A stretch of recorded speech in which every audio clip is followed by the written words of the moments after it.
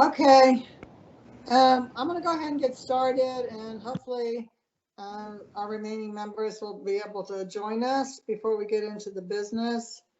So I'm officially calling the May 12th meeting of the Camino Real Regional Mobility Authority to order. Raymond, would you please do roll call and read the requisite notices for our remote meeting, please? Yes, ma'am. Raymond Tejas, Executive Director of the Camino Real Regional Mobility Authority. We'll be doing roll call for the meeting that started at 9:02. Joyce Wilson. Here. Jim Smith. Here. Patrick Byrne. Here. Nicholas Lamantilla. Oh, I think I show him in the lobby. We'll wait one moment. Mr. Lamantilla, are you with us?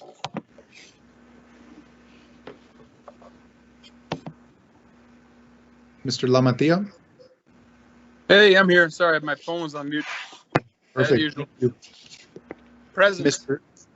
Mr. Zaragoza. Marcos Zaragoza. Ms. Bird. Here. Silvestre Reyes. Mr. Reyes. Okay. Madam Chair, looks like we're missing Mr. Zaragoza and Mr. Reyes. Okay, no problem. We have a quorum. Yes, ma'am, we do have a quorum. So I'll read the COVID-19 notices into the record. Pursuant to the suspension of certain open meetings laws by Governor Greg Abbott, this CRRMA board meeting is being held by video and telephone conference. In accordance with the various federal, state, and local orders, the public may participate in the meeting using the video link or telephone conference information found on the CRRMA's website and on the posted agenda. This meeting is also being recorded and will be made available on the CRRMA's website as soon as possible after conclusion of the meeting. During the meeting, each board member making a motion or a second should state who made each. The chair will then call for those in favor, against, or abstaining. The public is invited to participate as with all CRRMA meetings. If you are interested in asking a question or providing a comment, please submit a comment in the chat function of the video component or ask to be recognized by phone. If there are no questions from the board, we are ready to begin with the chair reading item 2 into the record. So the second item is discussion and action on the election of the CRRMA board secretary. At the last meeting, we had a conversation to see if any members were interested. Raymond said he reached out to a few people and did not get a positive response. So we're going to suggest that we appoint Mr. Studer as who's our CFO to this function for this year. The secretary does not have to be a board member. If you're not an objection to that, then what we can do is at the beginning of 2022, we can reassess and see if there are any board members that would like to step into an officer function. Does anyone have any objections to that?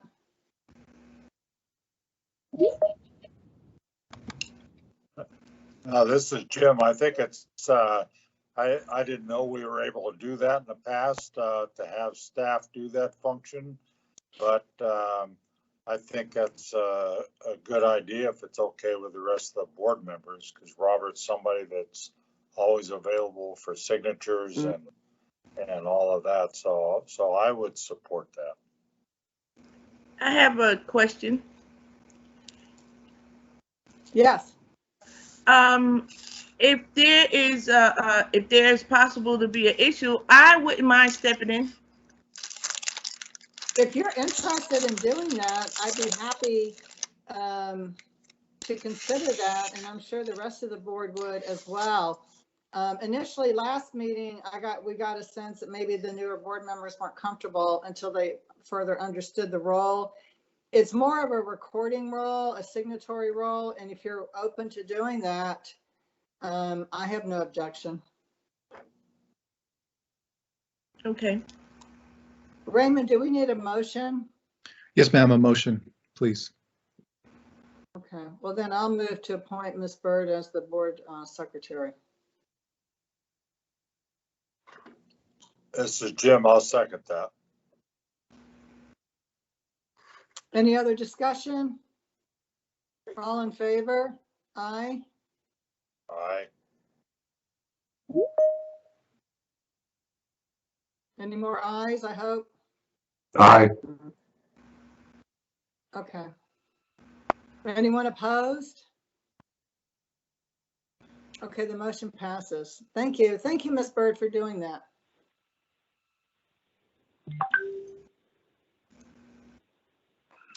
You're welcome. Thank you so much. Sure, and then Because I Raymond, did talk to Raymond this morning to make sure. I was like, oh, explain it to me a little bit, even though I did read the bylaws. But thank you so much. I want to help as much as I can. no problem. Thank you. Okay, number 3 is adoption of the minutes for the CRRMA board meeting of April 14th, 2021. Has everyone had a chance to review the minutes? If so, I'll entertain a motion to approve unless you have amendments. Jim, I move to approve.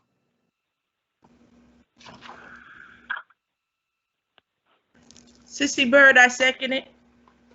We have a motion and second. Any further discussion? All in favor? Aye. Aye. Aye. Aye. Anyone opposed? Motion passes. Moving on to item 4, discussion and action on a board resolution to authorize the execution of work authorization number 46 with Atkins North America, Inc., excuse me, for an initial phase of the Weiler Aerial Tramway project. Okay, I'm sharing my screen. Hopefully you'll be able to see this.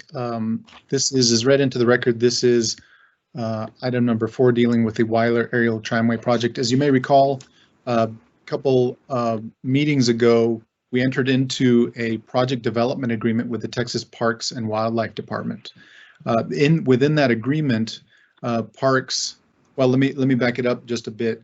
In the last legislative session, not the current one, but the last one, the legislature provided $5 million to the Texas Parks and Wildlife Department to begin the work to get Weiler Aerial Tramway back up and running. And it was given with wide discretion from the legislature to Parks to figure out exactly what needed to happen to bring back the tramway.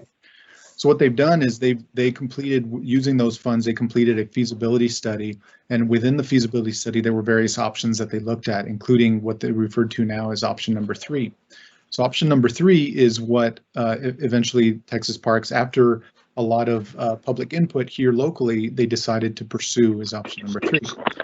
So what you saw a couple of months back in the project development agreement was the agreement that structures the relationship between the RMA and the Texas Parks and Wildlife Department. In that relationship, Parks is providing the remaining funds from the $5 million that was originally allocated from the legislature to the RMA so that we can begin work on the actual project.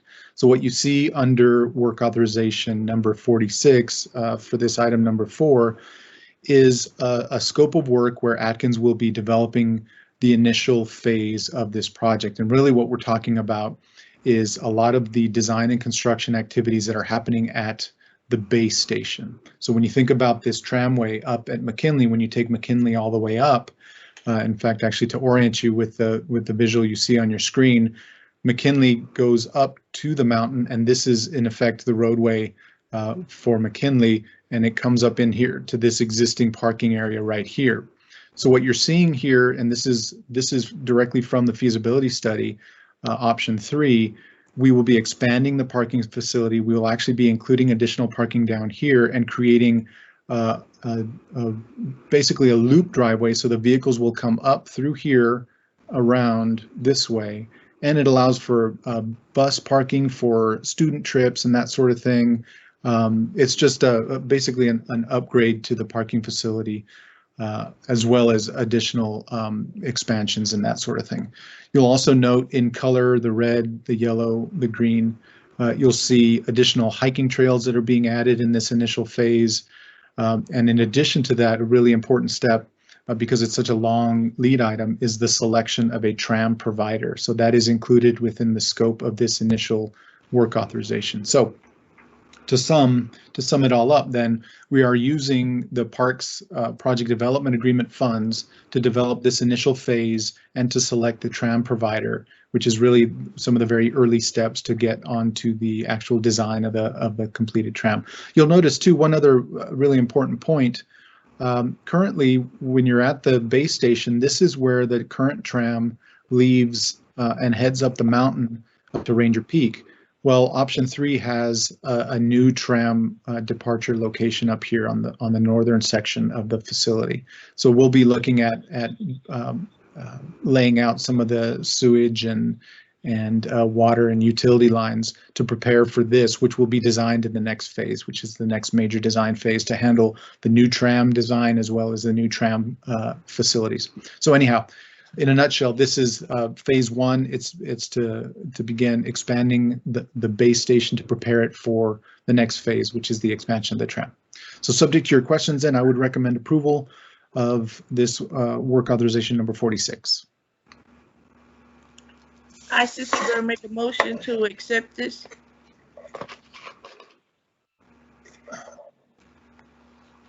This is Jim. This is Jim. Just a comment on this. I think this project, which started out quite a while ago, is really developing into something very special for our community. This from how we originally envisioned it to what they've come up with and expanding the scope to hiking trails and all of these other things. I think this is going to be a great addition to the quality of life in our community. And so I second the motion if it hasn't been already. Thank you. Any other comments? Then I'll call for the vote. All in favor? Aye. Anyone opposed? All right, motion passes. Number 5, discussion and action on a board resolution to authorize the execution of an interlocal agreement with El Paso County for the Tom Mays Drive Extension Project. This item, I've got a couple of very small visuals, and this is included as part of your backup as well. Tom Mays Drive is another project that we are developing in cooperation with the County of El Paso. And I'll mention, I think I did notice Mr. Sal Alonso join our meeting.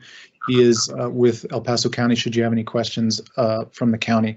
So the scope of this one, and actually, so let me back it up. So on this one, as you know, our existing relationship with the county requires a couple of different steps when we pursue new projects. The very first step is the execution of an interlocal agreement between the RMA and the county.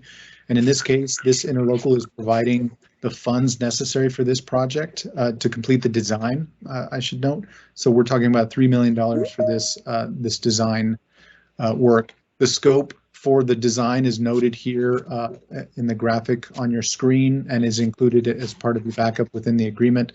And it's everything that you've come to expect, which is the pavement, flex base, raised median curbs, illumination, sign striping, and the like. This is a vicinity map to give you a feel for where this roadway is. You'll note this is I-10 here. To give you a feel, this is Valley Chili Road over here, which is another project we're developing on behalf of Vinton. And this is the state park up in the northwest. This last line down here is Trans Mountain, so this is up in the far northwest. So to zoom in a little bit, Tom Mays Drive, the portion that we'll be involved in, runs basically from Coach Road on the north side down to Nashua Road on the south side. So those are the project limits. So that's what we'll be doing here. Subject to your questions, then I would recommend approval of this item. Are there any questions? Then can I get a motion, please? I make a motion to accept this proposal. Thank you. Do I have a second?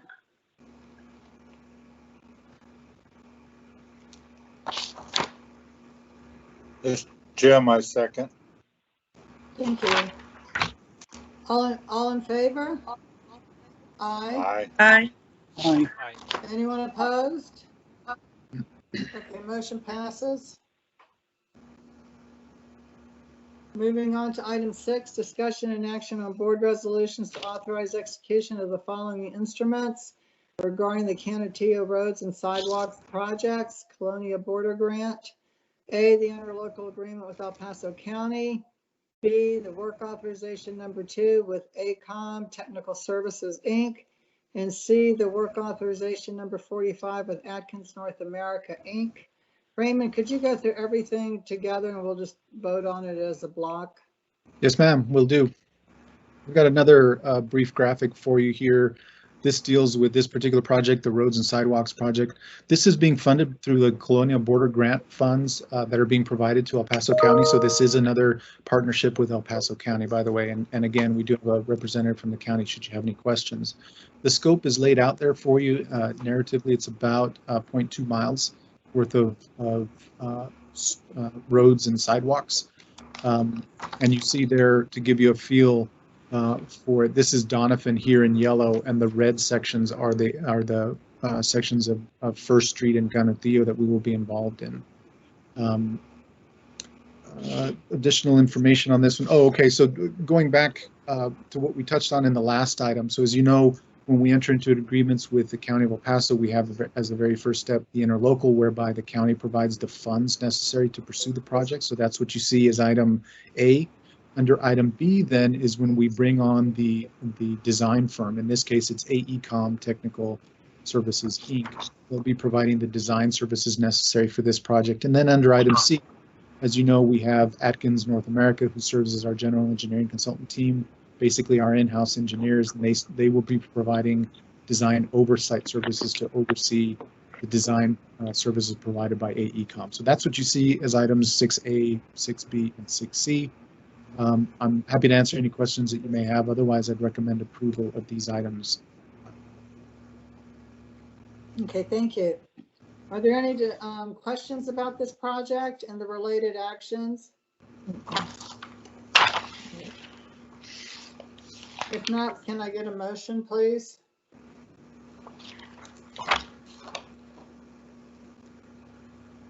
This is Jim, I move to approve. We have a motion. Can I get a second? I second it, Sissy Bird. Okay, we have a motion and a second. Any further discussion? All in favor? Aye. Aye. Aye. Aye. Any opposed? Okay, motion passes. Item 7, discussion and action on board resolutions to authorize execution of the following instruments regarding the El Paso County Bus Shelter and Sidewalk Program. A, amendment number 3 to work authorization number 1 with ACOM Technical Services, Inc. And B, amendment number 1 to work authorization number 35 with Atkins North America, Inc.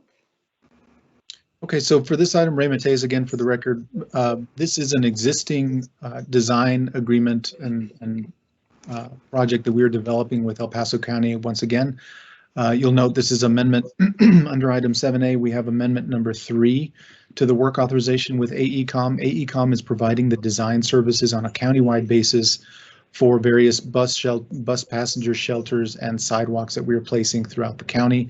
This is the third amendment. In this instance, we are adding, the county has found additional funds, so we are adding 5 additional bus shelter stops to the program.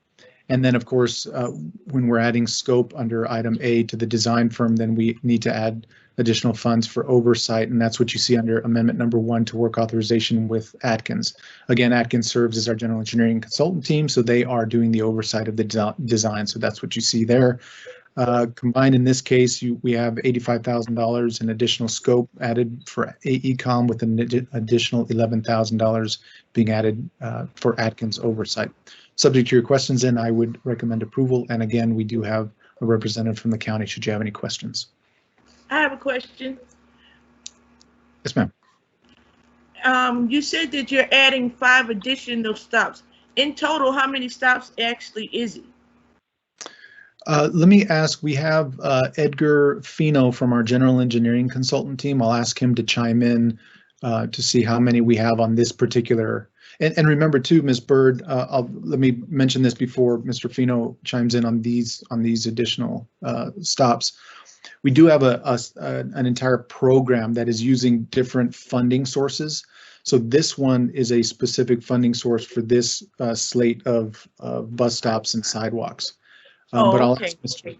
I will ask Mr. Fino to chime in on this one.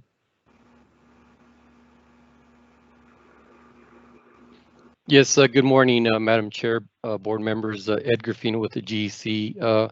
Yes, Ms. Bird, for this amendment for AECOM, they're going to provide 5 more locations for design in regards to the bus shelters.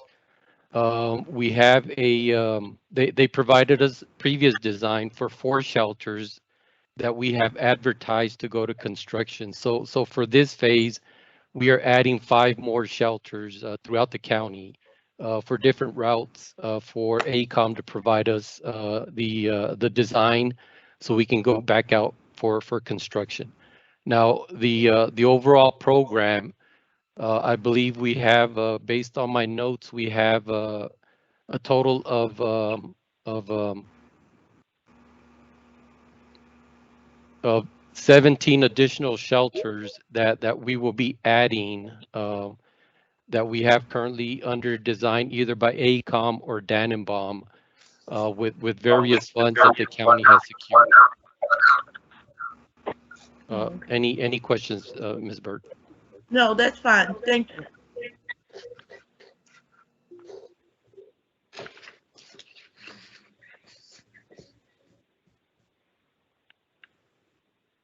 Okay. If there are no further questions, can I get a motion?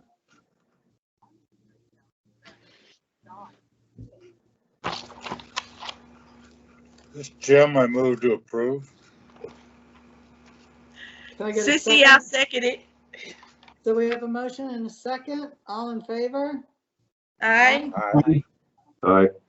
Anyone opposed? All right, motion passes. Item 8, presentation and discussion on change orders recently approved by the executive director for the 2013 El Paso County Comprehensive Mobility Plan.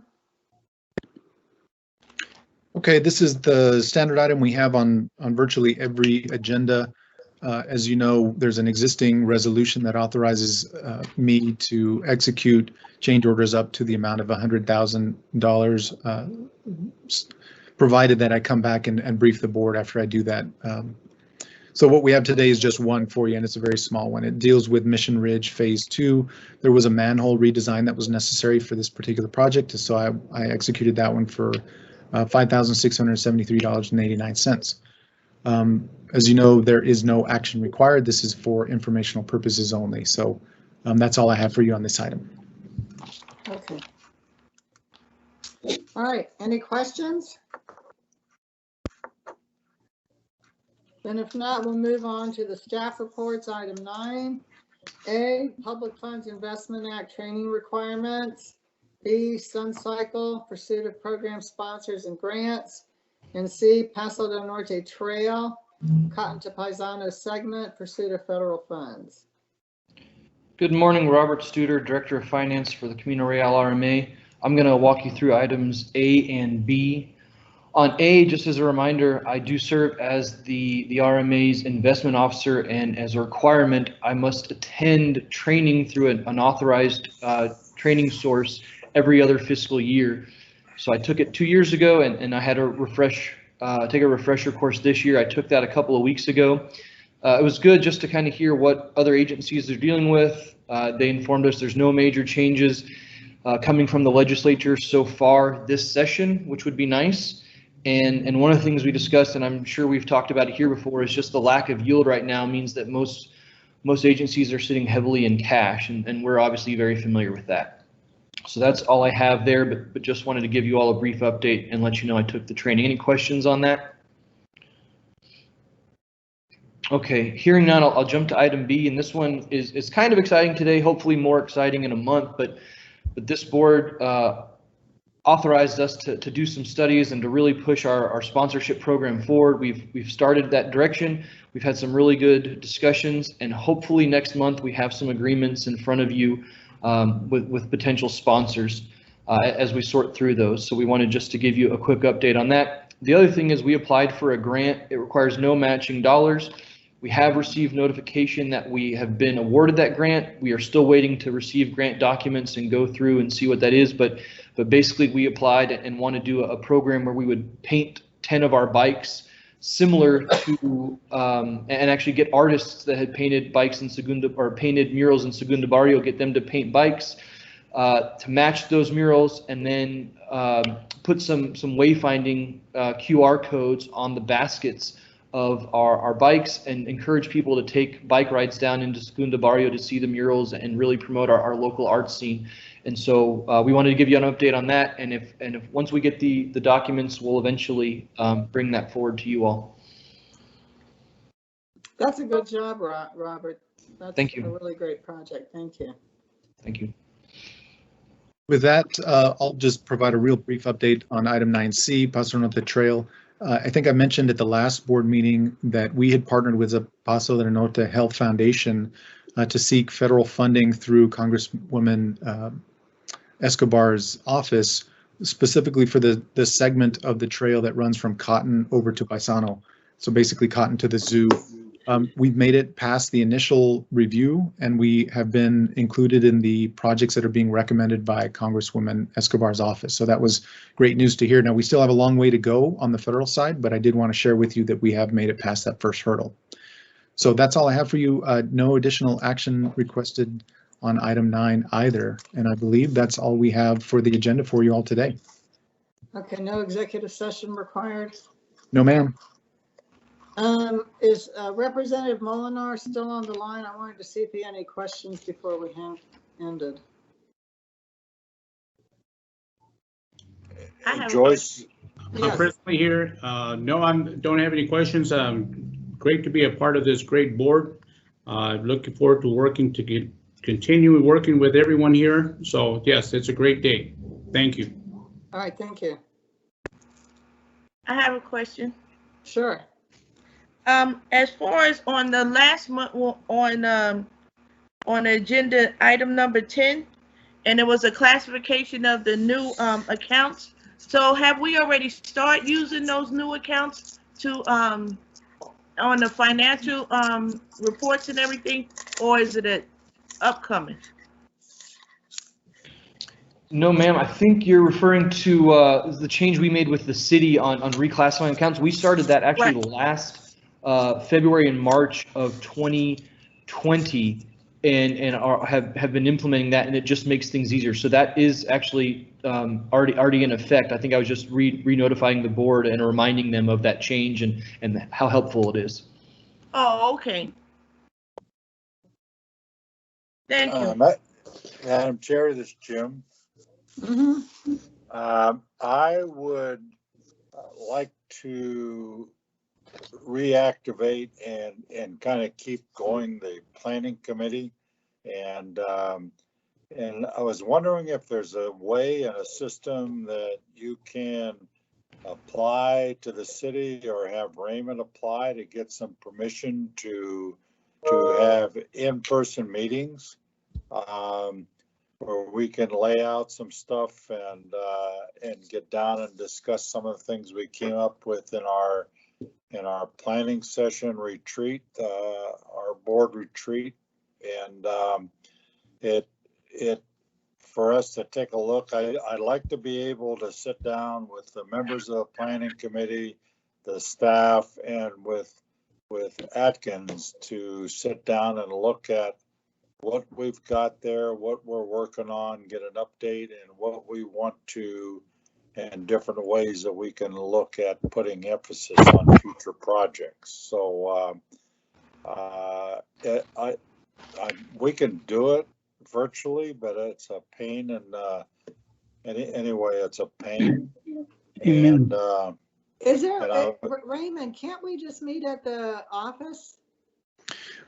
No, ma'am. The city's not allowing in-person meetings at offices, as far as I understand, just yet.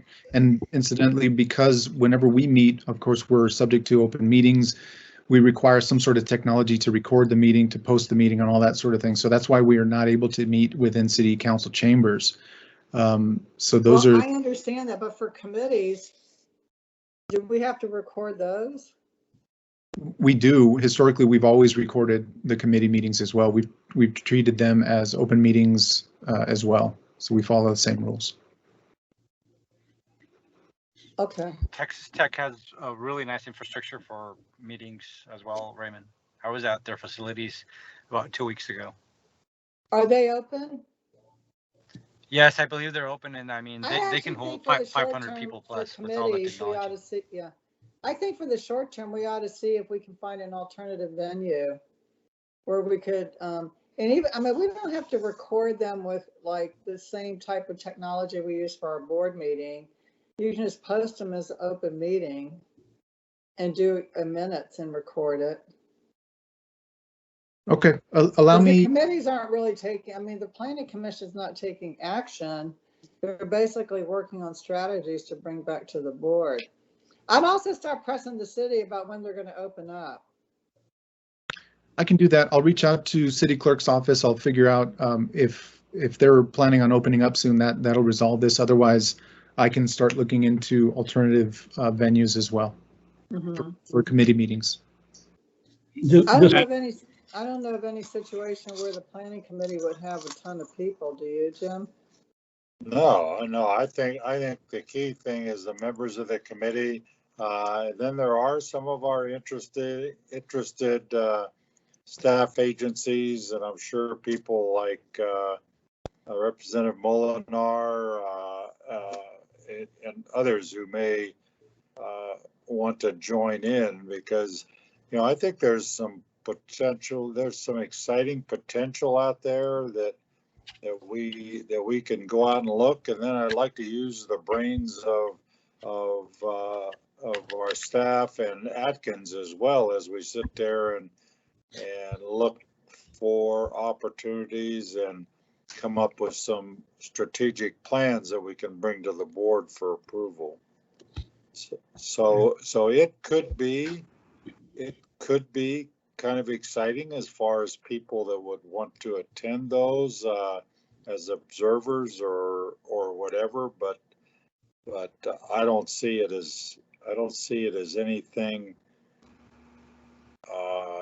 intimidating to any element of our city.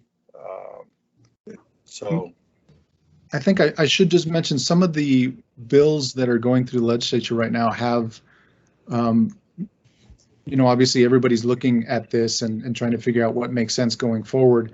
However, some of the bills that I've seen have a blended approach. So if you are going to have a meeting in person, you also have to have the capability for somebody to participate virtually. And that makes it a little bit more difficult if we're, so in other words, I guess all I'm saying is I need to figure all of that out to see how it's going to work, because if we post a meeting to be in person, but there's an individual that wants to participate, but they're not comfortable going in person, we have to have an opportunity for them to participate virtually. And I don't know exactly how to do that just yet, whether it's some sort of blended, anyhow, we just need to figure that out. And I know that the city does that, but we don't have the technology access that the city does. Raymond? Yes, sir. This is Representative Molinar, and Madam Chair. Just to let you know, yesterday at the City Council meeting, we addressed that coming back as a hybrid virtual and in-person meeting. And so, yes, the technology has to exist, which does exist, but we need to make sure that we comply with the Open Meetings Act and everything else to be in compliance with that. It is doable. I'm sure it's going to happen, but there's still going to be a time frame for that to happen. But yes, I'm sure it will happen. Okay. Right. So another thing, Raymond, is I'm on the Emergence Health Network board. They're over in the Chase building. And they have the ability to do that because we've started meeting as a hybrid. People who want to come back for board and committee meetings. So if you need an alternative, I could reach out and see if they would like assist us. Okay. To use their boardroom and their IT staff. Even if maybe we had to pay a small fee, I don't think they charge us anything substantial. maybe just the cost of the time of the staff, but I don't think more than that. And it's a comfortable meeting room. They've got all the equipment and everything, and they can do Microsoft Teams and they can do both. Okay, very good. I'll start looking into all of that. All right. Thank you, Madam Chair. I appreciate it. No problem. I think that, yeah, it would be nice to be able to start meeting in person because I think that more people on the board would feel more comfortable like being engaged. It's hard to do it online. So, but I mean, we've struggled through it and we're doing good business, so I'm not complaining. We've got some good projects that have come about, and maybe with this infrastructure bill, who knows, we might get some really good opportunities to do some other important work for the region. So That's exactly my thoughts as well. There's a lot of things out there that, you know, I just kind of feel like we could be a pretty important part of, you know, if we posture ourselves right. I agree. All right. Well, thank you for the leadership. I have another question. Organized. Yes, ma'am. Since I'm new to the board and I'm quite sure Sylvester Reyes may feel this way also. When you have this meeting, would I be able to attend only this one time? Just so I can get a better understanding on the process, if you don't mind. You can go to any committee meeting that you'd like to. Huh? You can go to any committee meeting that you're interested in, even if you're not on the committee. You can go and listen. They're public meetings. Oh, okay. Yeah, I mean, we break it up in committees just so that we take advantage of people's expertise and interest as well as their time. But it doesn't preclude anyone on the board who's interested in sitting in and observing the planning committee. Are you on the finance committee? Yes, I am. Okay. Yeah. And so like you're on the finance committee. We've only got 2 or 3 committees because we've only got 7 members on the board. And we didn't want to have people, you know, we didn't want to like have people having to go to endless meetings. Right. So you're welcome to go and observe and even participate if you'd like. But once they're posted, all the board is notified when there's a committee meeting. Oh, okay. Thank you. Sure. But the opportunity to attend in a live session, I definitely think it's a plus. I've been on this one today, but muted and then kicked out by the internet and all kinds of stuff. So it's a little bit challenging. Yeah, it is. I know. Well, I'm glad you made it to the Thank meeting. you. Sorry for the technology issues. Yeah, I mean, that's one of the challenges I think everybody's had throughout this last year or so. But anyway, good. Well, let's hope that we can start moving back toward in-person meetings, and we'll figure out how to work through it, even if we need to find an alternative location for the short term. So Representative Molinar, press him to open up so we can come back. I'll do my magic, ma'am. Thank you. All right, thank you. I knew we could count on you. Okay, well, there's no further business. So unless there are any other comments or questions, I'll entertain a motion to adjourn.